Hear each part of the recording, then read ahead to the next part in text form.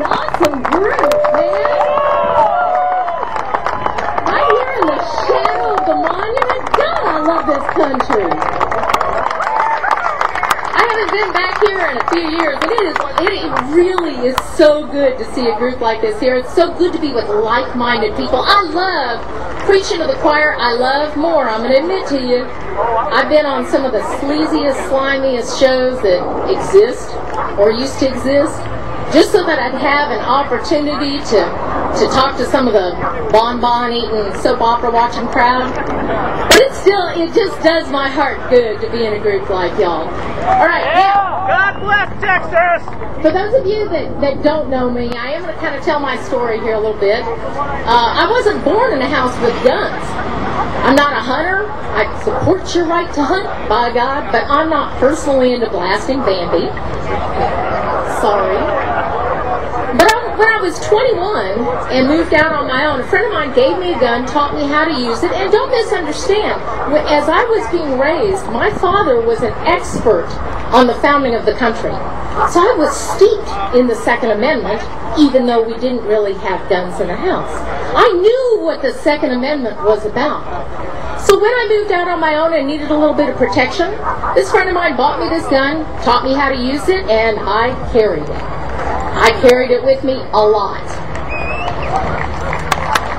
Back in 1991, my parents and I went into a restaurant in October, a little local restaurant. It was packed, man. It was Boss's Day. It was the day after payday. The place was packed. We were just finished eating when all of a sudden this guy comes crashing his truck through the front floor-to-ceiling window. I mean, tables were scattered, people were scattered. And you think, okay, it's an accident. But then we heard gunshots. My father and I immediately got down on the floor. We put the table up in front of us. My mother got down behind us. And the shooting continued. Now realize this was 1991. These mass random shootings that we've been seeing now weren't happening then. So I'm still looking for an explanation. I'm thinking, all right, he's going to say, all right, everybody put your wallets up on the table. Or something like that. But the shooting just continued. I'm going to tell you that it took a full 45 seconds, which is an eternity, to figure out that this guy was simply going to walk from one person to the next, take aim, and pull the trigger. Take a step to his right, take aim, and pull the trigger. When I realized what was going on, I thought, I've got him. I've got this guy.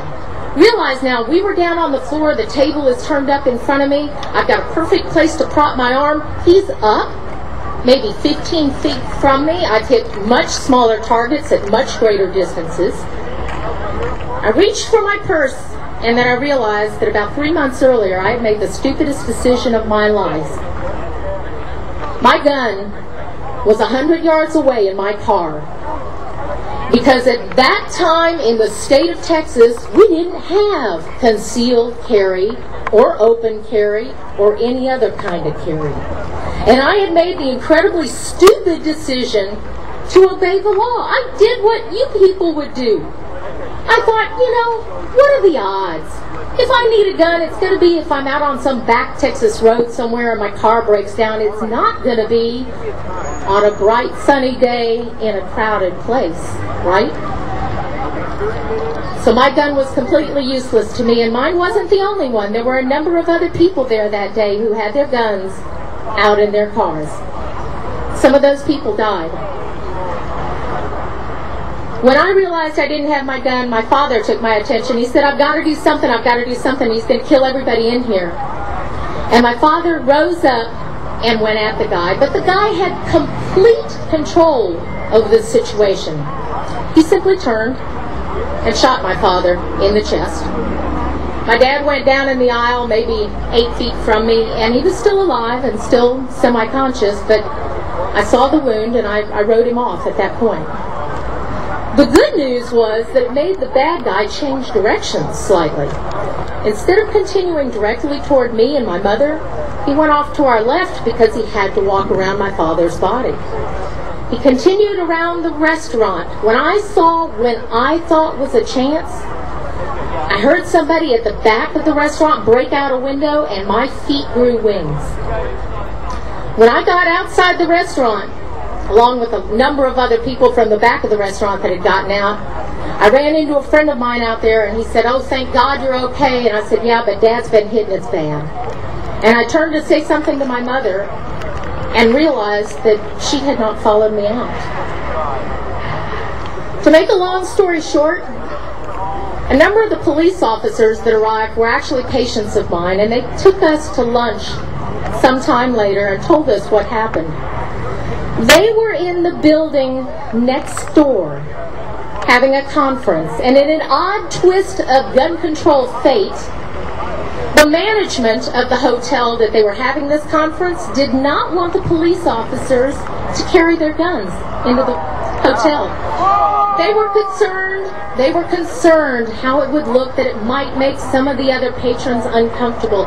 So the police officers had dutifully taken off their guns and put them in the trunks of their cars while precious moments and lives were lost.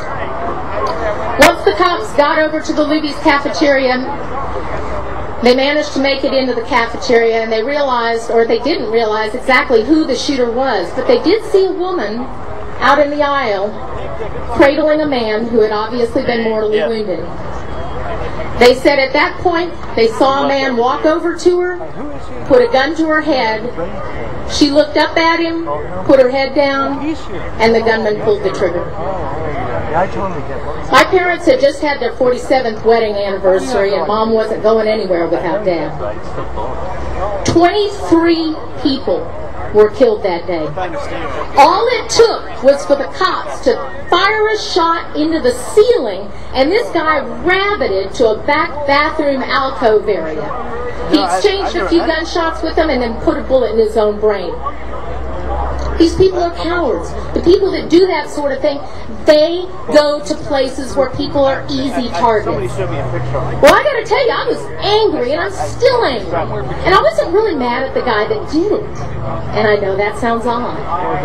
But to me, that's like being mad at a rabid dog. You don't be mad at a rabid dog. Now, you might take it behind the barn and kill it. But you don't be mad at it. But I was mad as hell at my legislators because they had legislated me out of the right to protect myself and my family that day. That is the only thing those gun control laws did.